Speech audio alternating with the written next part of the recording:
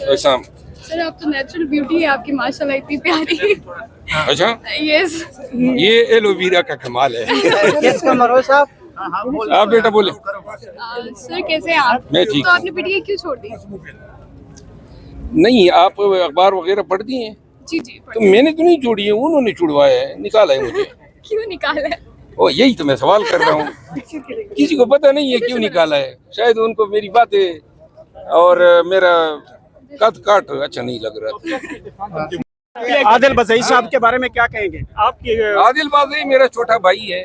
साहब जिस गर्म जोशी से आप आदिल बाज़ई साहब से मिले, इसी गर्म जोशी से अगर सलमान अकरम राजा से मिल लें तो ये दूरियां पैदा हो जाएंगी, खत्म मेरा हो ख्याल है कि खत्म हो जाएगा। ये गर्मजोशी आप राजा साहब के साथ दिखा दें। मेरी ये खत्म हो जाएंगे, सारे खत्म हो जाएंगे, ये सारे खत्म हो जाएंगे। तो आदिल बाज़ई साहब आप कोई आदिल किरदार बज़ई खत्म साहब क्या करेंगे? कहेंगे? मरवा साहब ने आपके बारे में जो बोला है और क्या समझते हैं कि हमारे भाई है, कुछ ऐसा नहीं, मिसअंडरस्टैंडिंग हुई थी, कुछ क्या मिसअंडरस्टैंडिंग, देखो ऐसे बता रहे हो, लोग ऐसे फैला नहीं, रहे रोज जो खबरें रिपोर्ट हो रही थी कि मरवा साहब ने कुछ इल्जामात लगाए थे आप पे। यार इस पे इल्जाम लग देखो मेरी बात सुनो, मैं अगर किसी पे इल्जाम लगाता हूँ तो बिल्कुल खुल के लगाता हूँ। इस पे क्या इल्जाम लगाने की जगह ही नहीं है। वो हम असेंबली में खड़े थे और ये और असद कैसर साहब और वो सब मुझे हुज्जत दिखा के मुझे समझाने की कोशिश कर रहे थे और मैं अपने अंदाज में उनके साथ लड़ रहा था। ये बात थी। अभी आज तक इनके अंदाज लोग अंडरस्टैंड नहीं कर सके। हम लोग ऐसे प्यार मोहब्बत इसी तरह है। नहीं, खुदा की कसम कोई झगड़ा सवाल ही पैदा नहीं होते, कोई तकरार ही नहीं हुई है।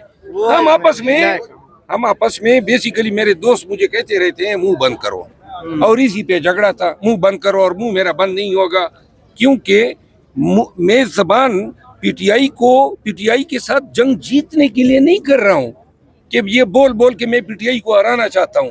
मैं सिर्फ ये बताना चाहता हूँ कि मैं खड़ा हूँ। मैं ट्रोलिंग के खिलाफ, इल्जाम तराशियों के खिलाफ सरनगू नहीं हूँ, चाहे कोई भी करे। बाकी पीटीआई से मेरी जंग तो नहीं है। आप तो कह लेंगे, लेकिन ये आदिल बाज़ई ने आपको भाई कह दिया है, तो पीटीआई के अपने दोस्त आप इनको बख्शेंगे?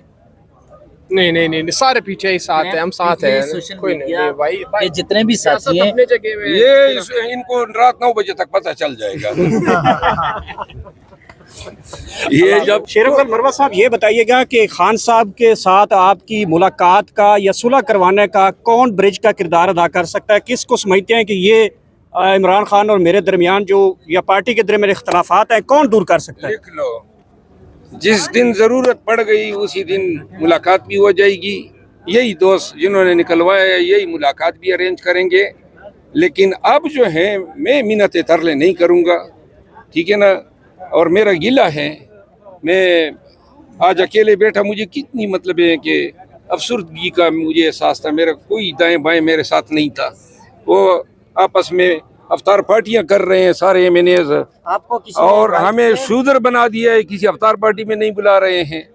तो लिहाजा ये रवैयों का हकदार तो नहीं था मैं ये इन सब की कैंपेन में नहीं की है। ये मेरे दोस्त हैं, मेरे भाई हैं।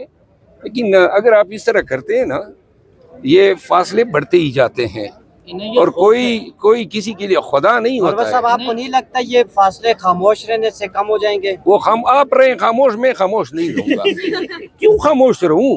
यानी कि ये कहाँ की तुक है, निकाल भी दिया और खामोश भी रहो, ये ज़ियानत किसी और को समझाएं। मैं अगर गलती पर होता तो मैं माफी मांगता। गलती भी नहीं है, जो कुछ हुआ ना इसके बाद जो है, और फिर आपने तो हद कर दी ना, निकाल दिया, नाता ही तोड़ दिया। ये बताएं गंडापुर साहब के हवाले से इस बात में कितनी सदाकत है कि खान साहब उनसे भी नाखुश हैं, जब वो बाहर आएंगे ना उनको ओहदे से भी हटाएंगे और पार्टी से भी निकालेंगे? देखिए, अगर खुशियां और नाखुशियां बड़बड़ाने पे, कुसर पुसर पे और चुगलखोरियों पे हो, तो जिस तरह मेरा असर हुआ तो किसी का भी हो सकता है।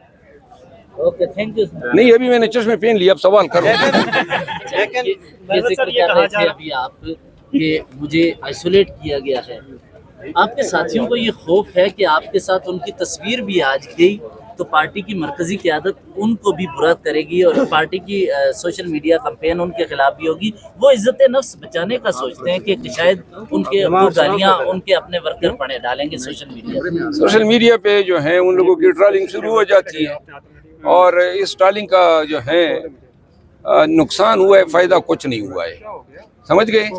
اور باقی جو میرے دوست میرے ساتھ کھڑے افشاندانہ گلزار ہیں، خاتون ہو کے بھی 1000 مردوں سے زیادہ دلیر عورت ہیں. اور اسی طرح شہریار بھی بولے، اسد قیصر صاحب بھی بولے، جو بولے ہیں نا ان کے لیے میں بھی بولوں گا، اور جو میرے لیے نہیں بولے نا قسم اٹھاتا ہوں کہ کسی کے لیے لب جو ہے وہ واہ نہیں کروں گا. اپنا کام کریں. لیکن آپ کے حق میں بولنے والوں کے لیے پھر پارٹی میں نہیں بولا جاتا مرزا صاحب. یار دیکھو، کوئی کسی کی روح چین لیتا ہے یا کسی کا رزق چین لیتا ہے. میرا کسی نے رزق چین لیا یا کسی نے میری عزت گٹھا دی. آج بھی دیکھیں نا، سارے پی ٹی آئی کے لیڈر نکلتے ہیں، تصویریں کس کے ساتھ نکلتی ہے؟ یعنی یہ عزت جو ہے خدا دیتا ہے، پارٹیاں نہیں دیتی ہیں، افراد نہیں دیتے ہیں. ملتان اس دن کیا، فیصل آباد اس دن کیا، میری تو کوئی پارٹی نہیں تھی، پورا ملتان اور پورے فیصل آباد کے لوگ جمع ہو گئے تھے.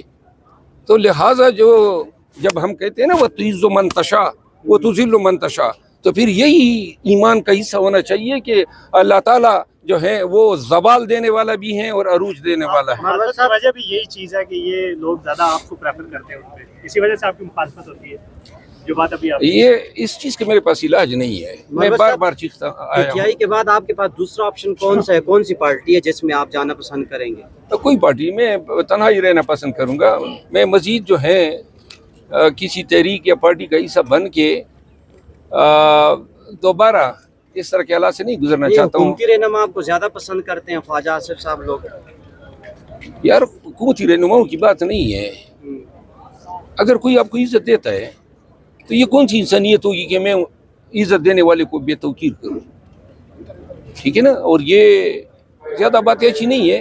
کوئی اور اگر نیا سوال ہو تو کریں. مرزا صاحب، ماضی میں ہم نے دیکھا بانی پی ٹی آئی آپریشن کی مخالفت کرتے رہے. کل اگر آپریشن کا فیصلہ ہوا کے پی کے میں یا بلوچستان میں، آپ اس کو حمایت کریں گے اس کی؟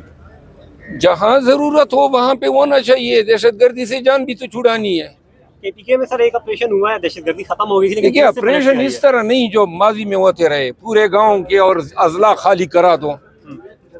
ہمیں پتہ ہے نا ٹولیوں میں یہ پھرتے ہیں، مخصوص علاقے ہیں، تو آپ ادھر کریں نا اگر کرنا ضروری ہوا. لیکن اس سے پہلے بے گناہوں کو چھوڑ دینا چاہیے. مسنگ پرسن کو جو ہے کٹہروں میں لایا جائے تاکہ جس کا جرم نہیں ہے وہ اپنے بچوں کے پاس جا سکے.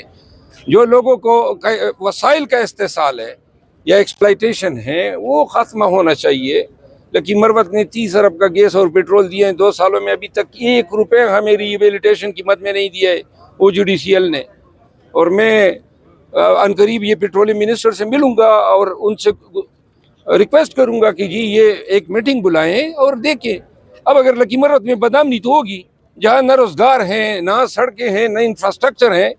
30 ارب روپے کما کر دیے، اس میں اگر 3 ارب بھی ہمارے علاقے پہ لگ جاتے تو لوگ جو ہیں وہ تھوڑا سا ترقی اور خوشحالی دیکھ کے قانون کی حکمرانی کی طرف مائل ہوتے.